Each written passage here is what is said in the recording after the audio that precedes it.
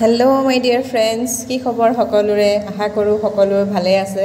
মোৰ আজিকালি সময়ৰ অভাৱ, এতিয়া এই আমৰ বতৰ, তাকে আমৰ আচাৰ অকণ বনালোঁ, আপোনালোকক দেখুৱাইছোঁ কেনেকৈনো মই আমৰ আচাৰটো বনালোঁ। আহকচোন চাওঁ। এয়া এখন টাৱাত মই জিৰা, শুকান জলকীয়া, তাৰপিছতে পাঁচফোৰণ দি ধুনীয়াকৈ অলপ সময় গৰম কৰিম।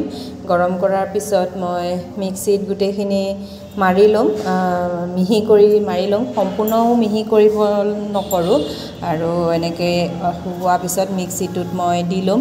আৰু আম সকলোৰে প্ৰিয়, সেইবাবে আমৰ আচাৰ সকলোৱে ৰাখে। আমৰ আচাৰ বহুত দিনলৈকে ৰাখিব পাৰি। এয়া মই মিক্সিত ধুনীয়াকৈ মাৰি ল'লোঁ। মাৰি লৈ এই আচাৰখিনি অকণমান তেল দি গৰম কৰি তেলত মই দি থৈছিলোঁ, আৰু দি গোটেই মছলাখিনি ইয়াতে ঢালি দিলোঁ।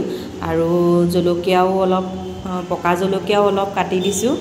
আৰু সময়ৰ অভাৱত মই সকলো ভিডিঅ' কৰিব নোৱাৰিলোঁ, তাকে ভিডিঅ'টো আপোনালোকে চাব আশা কৰিছোঁ।